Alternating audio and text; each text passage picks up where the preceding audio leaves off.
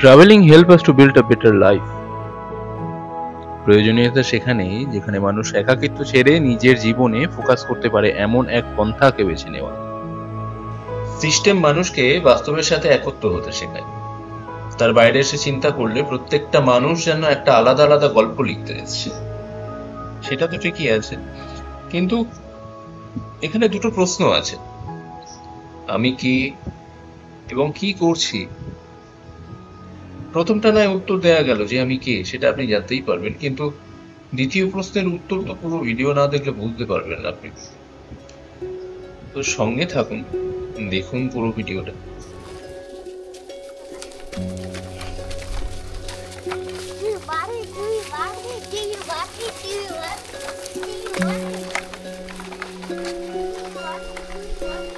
আজ যে পরিবেশের সাথে একত্র হচ্ছে সেটা নর্থ বেঙ্গলের দার্জিলিং ডিস্ট্রিক্টের অন্তর্গত একটি ছোট্ট পরিবেশ।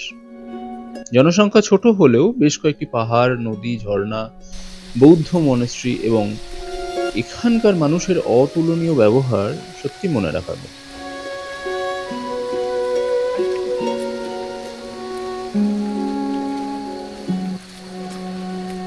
ইনি হলেন লাঙ্গুরদাং ফার্ম স্টের ওনার বুদ্ধিমান দা।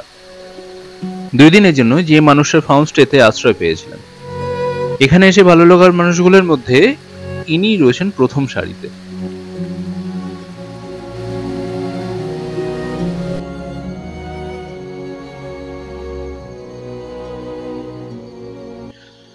তবে এখানে কিছু কথা বলে রাখাটা খুব প্রয়োজন। এবারে ঘুরতে আসার আজ দ্বিতীয় দিন হলো। কেন জানি না প্রত্যেক বারের তুলনায় এবারে যেন আবেগের জায়গাটা বেশি প্রাধান্যতা পাচ্ছে। যাই হোক, প্রকৃতি প্রেমীদের কাছে পরিচিত স্থানের থেকে একটু বেশি প্রিয় হয়ে উঠেছে বর্তমানে অফবিট লোকেশনগুলো। আর এখানে আসার পর মনে হলো Langurdang is one of the best offbeat location in our North Bengal.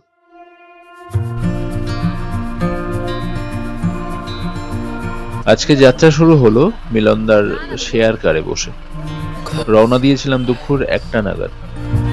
Darjeeling থেকে লাঙ্গুরদাং যে যাত্রীরা রয়েছে তাদের জন্য এই একটাই গাড়ির ব্যবস্থা আছে এখানে, অন্যথায় গাড়ি বুক করতে হয়।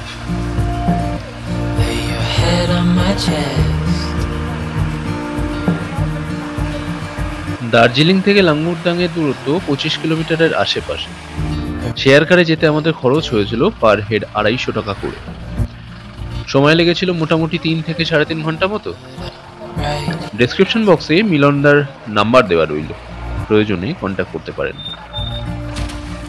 জোরথাং রোড ধরে চলেছি আমরা, অনেকে এটাকে বিজনবাড়ি রোডও বলে। আপাতত যমুনে ফটক পর্যন্ত যাওয়া, সেখান থেকে রাস্তা 2 ভাগে বিভক্ত হয়েছে। ডান দিকে যাচ্ছে জোরথাং এবং বাম দিকে রাস্তা নিয়ে নিচের দিকে গেলে সেটা বিজনবাড়ির দিকে যাচ্ছে।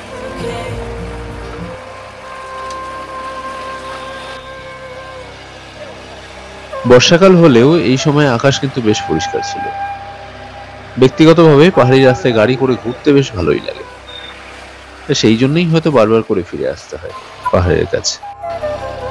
বলতে বলতেই দেখুন না, দুটি পাশে চা বাগানকে ঘিরে কতটা সুন্দর একটা পরিবেশ তৈরি হয়েছে। পাহাড় সত্যিই সুন্দর হয়।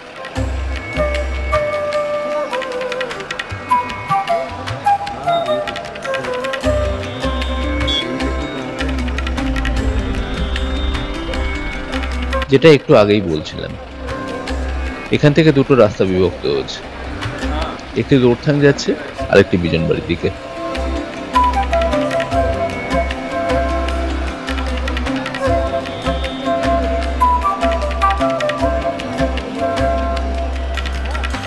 সামনে আর কিছুটা গেলেই যমুনা ব্রিজ পড়বে, যেখান থেকে রঙ্গিত নদী গেছে। লাঙ্গুরদাং যাওয়ার পরে লোকাল কিছু মানুষকে এই নদী নিয়ে কিছু কথা বলতে শুনেছে, তবে সেটা মিথোলজিক্যাল একটা জায়গা, রঙ্গিত এবং তিস্তা নদীকে ঘিরে।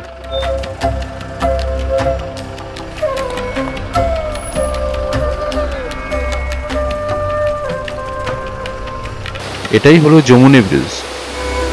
লোকাল কিছু মানুষের কাছে খুব প্রসিদ্ধ একটি পিকনিক স্পট। খুব সুন্দর একটি জায়গা, বিশেষ করে এই শিবা স্ট্যাচুটি থাকার জন্য এই স্থানীয় পরিবেশের গভীরতা অনেকটাই বাড়িয়েছে। আপাতত এখান থেকে বেরিয়ে পড়লাম। যেহেতু শেয়ার কারে এসছি আমরা, সেহেতু বেশি সময় পাওয়াটা খুব মুশকিল হয়েছিল আমাদের কাছে। যাই হোক, এখান থেকে বিজনবাড়ি পর্যন্ত 8 থেকে 9 কিলোমিটার মতো রাস্তা হবে। তারপর 10 থেকে 12 কিলোমিটার রাস্তা পার হতে হবে, তবেই লাঙ্গরদাং পৌঁছানো। রোড কন্ডিশন সম্পর্কে একটু বলে রাখি।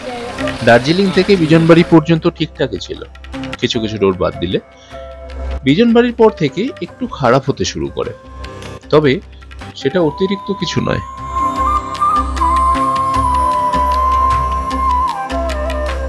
লাইফ ইজ আ জার্নি, এবং আমরা নিজেরাই পারি এই পথের একটা সুস্থ, সবল, সুন্দর মানচিত্র করতে। হতে পারে সেখানে প্রত্যেকে আপনাকে নাই বুঝলো, তা বলে থেমে থাকলে তো চলবে না। চলতে হবে নিজের পথে, নিজের জায়গায়, নিজের মতন করে।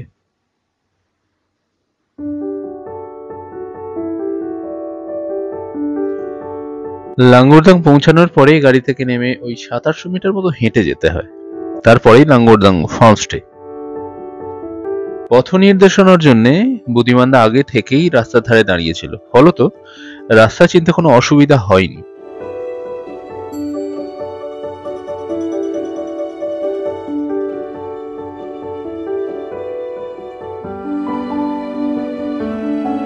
দার্জিলিং এর বৃষ্টি ভেজা সকাল, পাহাড়ি রাস্তার বাঁক, চা বাগান, যমুনা ব্রিজের পাশে অবস্থিত শিবা স্ট্যাচু, অসংখ্য ল্যান্ডস্কেপের মুগ্ধতা ইত্যাদি সবকিছুকে কেন্দ্র করে আজকের দিন বেশ অপূর্বই ছিল, মনে রাখার মতো। তবে এখানে আসার পরে এই পরিবেশ বুঝিয়েছিল এখানেই শেষ নয়। সুন্দর ল্যান্ডস্কেপ, এখানকার মানুষজন এবং সর্বোপরি এই পরিবেশকে ঘিরে মনের মধ্যে একটা অদ্ভুত ব্যাকুলতা সৃষ্টি হয়েছিল। ঠিক করলাম একটু ভালোভাবে জায়গা সম্পর্কে জানতে হবে, মানুষের ভাষা কি, কালচার কেমন, আরো অনেক কিছু। এই সমস্ত চিন্তা করতে করতেই আজকের দিন শেষ হলো।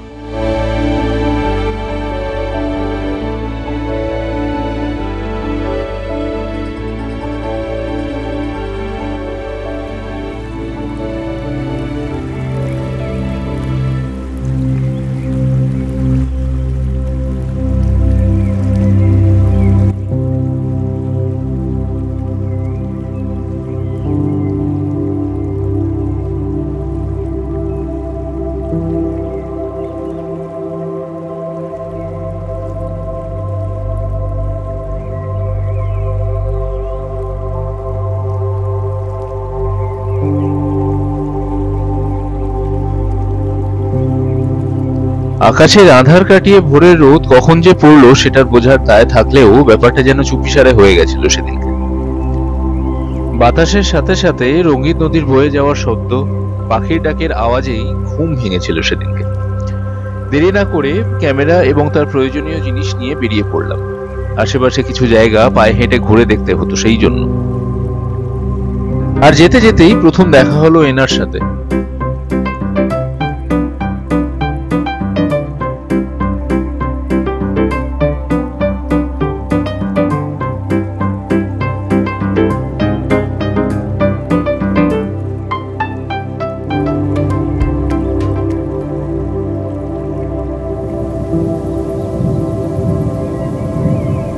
গতকাল যার গাড়িতে করে এসেছে সেই মিলনদার কথায় তার নিজের একটা হোমস্টে তৈরি হচ্ছে। হোমস্টে থেকে বাইরে বেরোলেই নাকি কাঞ্চনজঙ্ঘা দেখা যায়, এটাই বলেছিল সে। তো কালকেই ঠিক করে নিয়েছিলাম একবার যেতে হবে, তবে উদ্দেশ্য কাঞ্চনজঙ্ঘা দেখা নয়, কারণ আমি তো অতটা ভাগ্যবান নই যে বর্ষায় গিয়ে তার দেখা পাবো। পাহাড়ে পায়ে হেঁটে ঘুরতে ভালো লাগে, সেই উদ্দেশ্যেই যাও।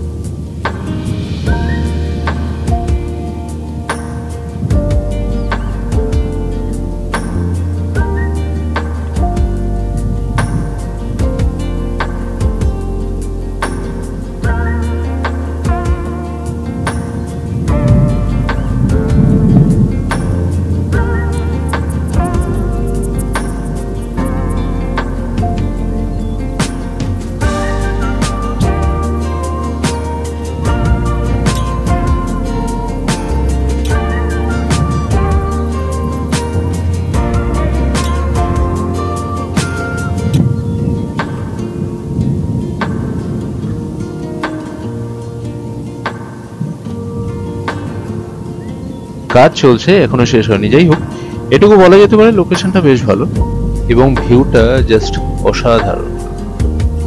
আজকে সকালটা বেশ ভালোই কাটে। যাই হোক, বুদ্ধিমানদের সাথে কথা হয়েছিল ব্রেকফাস্ট করার পরে একটু সময় বার করে আমাদেরকে নিয়ে রিভার সাইডের দিকে যাবে। সেই জন্য বেশি দেরি না করে ফিরে এলাম ফার্ম স্টেতে। রান্না করার জায়গা এবং রান্নাঘরটা বেশ ভালোই লেগেছে।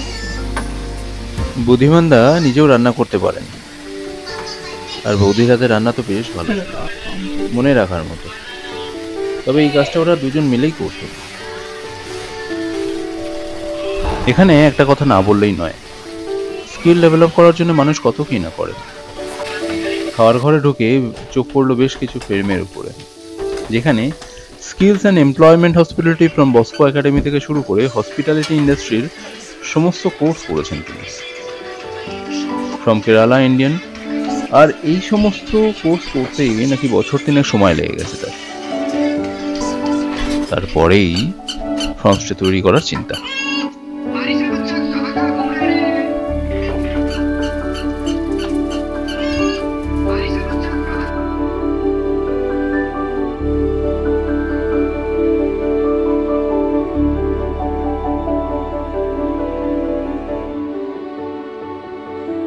পরের প্ল্যানিং ছিল রিভার সাইডে যাওয়ার। সকালে খাওয়া দাওয়া সেরে একটু সময় হাতে নিয়ে বেরিয়ে পড়লাম।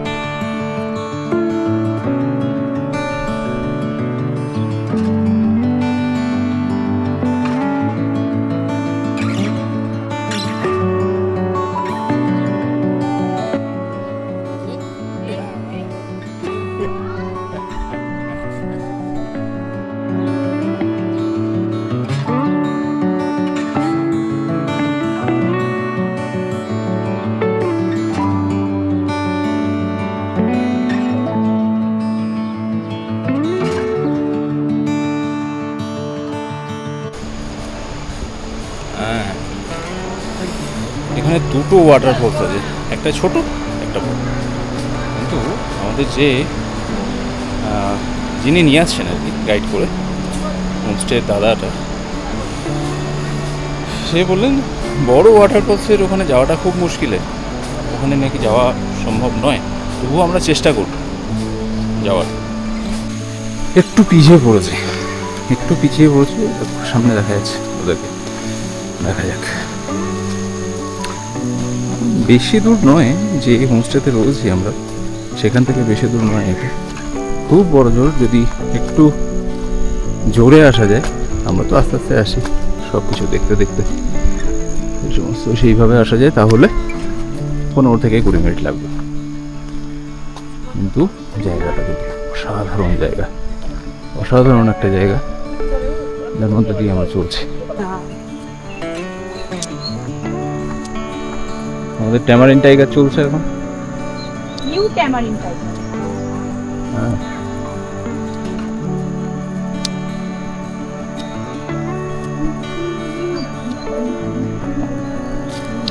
লিংকটা পেয়ে খুব কাজে দিয়েছে। হ্যাঁ,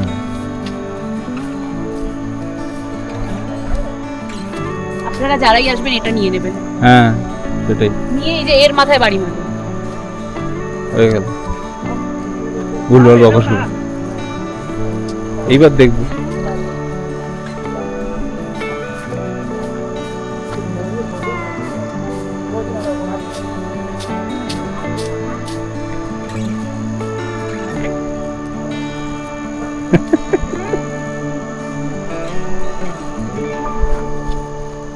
ওই গেল গেল গেল গেল গেল।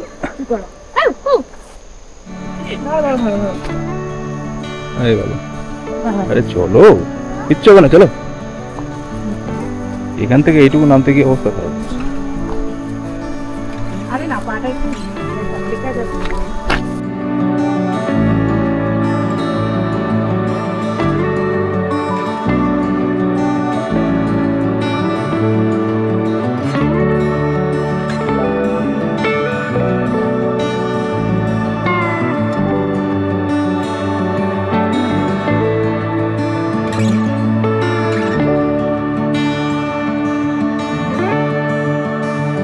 করে নিজেই চলে যাচ্ছে।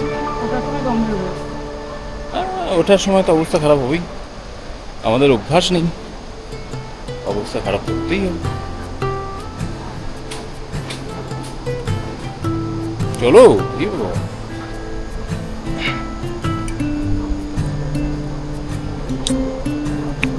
বেশ সুন্দর জায়গা, একটু দেখ।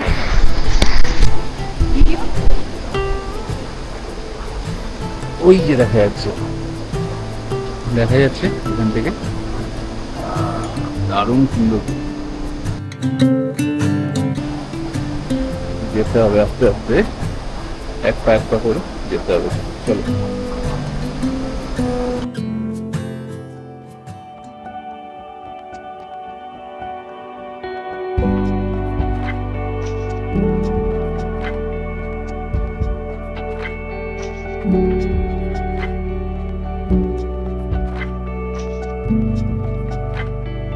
বর্ষাকালের প্রকৃতি যেন নিজের মতন করে নিজেকে সাজায়, আর আমরা যারা প্রকৃতি প্রেমী প্রকৃতির এই অপরূপ দৃশ্য দেখতেই চলে আসি বারবার।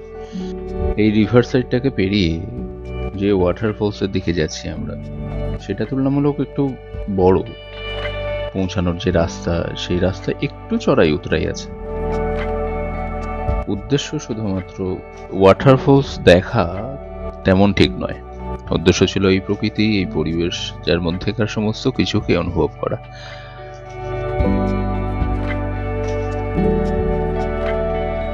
বর্ষার প্রকৃতির সাথে সাথে পাহাড়ি জঙ্গলের পথে এগানোর সময় বেশ কিছু পাখির ডাক, রঙিন নদীর শব্দ এবং নতুন পরিচিত মানুষের সাথে একসাথে এগিয়ে চলা, আর চোখের সামনে অপরূপ এক দৃশ্যকে দেখা।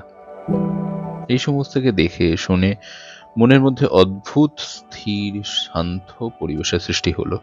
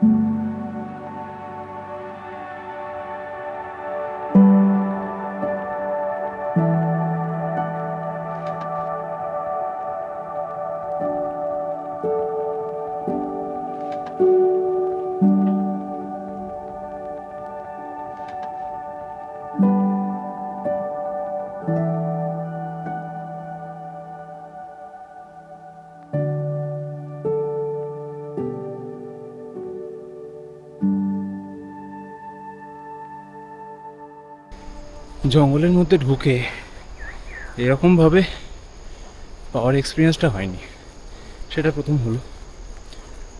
যাই হোক, তবে আমার সাথে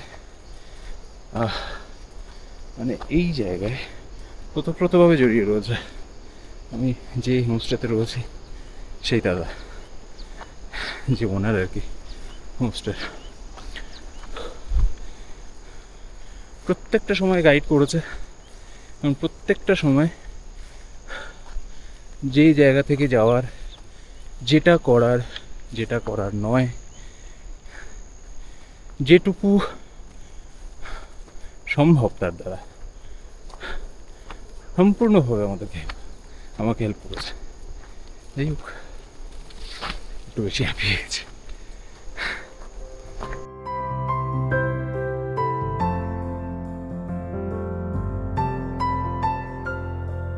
সম্পর্ক কোনোদিন শেষ হয় না, তা সেটা মানুষের সাথেই হোক কিংবা অন্য কিছুর সাথেই হোক না কেন। এই পরিবেশে যা কিছু রয়েছে তাদের প্রত্যেকের গুরুত্ব এই পরিবেশের কাছে হয়তো আছে। আমরা যেমন একে অপরের সাথে কথা বলি কিংবা অন্য কোনো মাধ্যমে নিজেদের ভাব আদান প্রদান করি, তেমনি পরিবেশের উপস্থিত প্রত্যেকেই নিজেদের ভাব আদান প্রদান করে বিভিন্ন মাধ্যমে। ওখান থেকে ফিরে আসার পর খাওয়া দাওয়া সেরে বেড়াতে বেড়াতে তাও বিকাল হয়ে গেছে। আর সেই সময় কাটানো মুহূর্তগুলো বেশ ভালো ছিল। আশেপাশের লোকাল সবার সাথে কথা বলতে বলতেই আজকের দিন শেষ হয়ে গেছিল।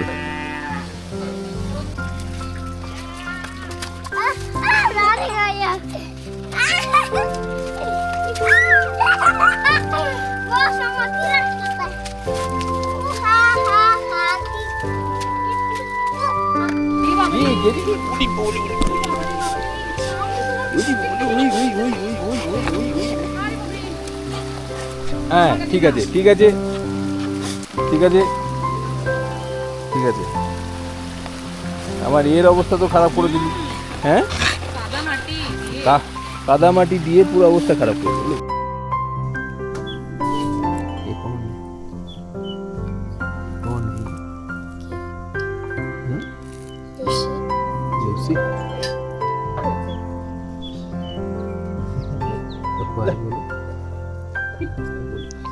পরের দিন সকালে 9:30 থেকে 10টার মধ্যে বার হওয়ার কথা ছিল এনজিপির উদ্দেশ্যে। তার আগে ইচ্ছা ছিল একবার মনাস্ট্রিতে যাওয়ার, কিন্তু সেটা যে কতটা পথ যেতে হবে কেউ ঠিকঠাকভাবে বলতে পারলো না। তাও সেই আশা না ছেড়ে কালকের দিনের জন্য অপেক্ষায় রইলাম।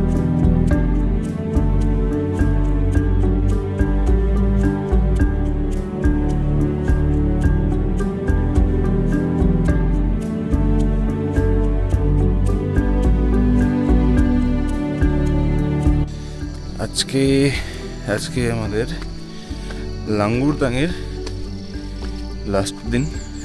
আজকে মোটামুটি সকাল 9:30 পৌনে 10টার দিকে হয়তো বার হয়ে যাব এখান থেকে এনজিপির উদ্দেশ্যে। এখন যেটুকু সময় পেয়েছি সকালবেলা দেখি কোনো কিছু কাজটা যদি করা যায়। এখানে শুনলাম একটা মনেস্ট্রি আছে একটু উপরে, জানি না যেতে পারবো কিনা। যেটুকু সময় আছে হাতে এটুকু দেখা যাক কতটুকু কি করে উঠতে পারি।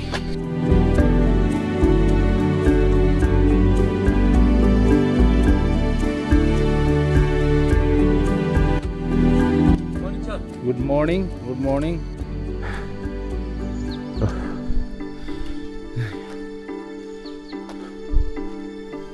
এই মেন রোডে চলে আসছে, এখান থেকে আবার উপরের দিকে উঠতে হবে।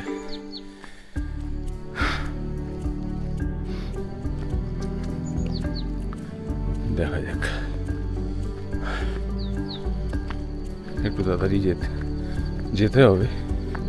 ফেরার সময় অতটা সময় লাগে না, কিন্তু যাওয়ার সময়টা একটু বেশি সময় লাগে। যাই হোক, আমরা যাচ্ছি হচ্ছে একটা মনস্ট্রি আছে উপরে, শুনেছি কালকে দাদা বলছিল যে হোমস্টে দাদা আছে, ওই দাদা বলছিল। কিন্তু এটাও বলছিল যে অনেকটা দূর, আমাদের ওখান থেকে নাকি 3 কিলোমিটার। তো হেঁটে যেতে একটু সময় তো লাগবে। আমরা এই দিক থেকে এসেছি আর যাবো হচ্ছে এই দিকে। এখানে একটা সাইনবোর্ড দেওয়া রয়েছে,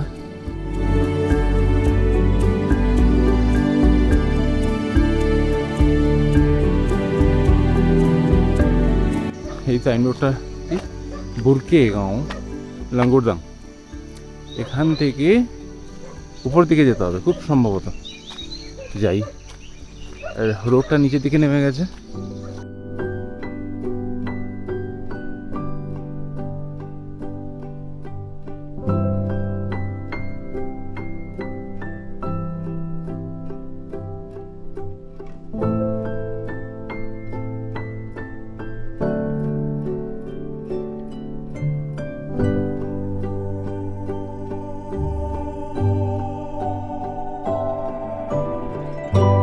গত 2 দিন যাবৎ বাড়ি থেকে প্রায় 600-700 কিলোমিটার দূরে এখানে এসে রয়েছি।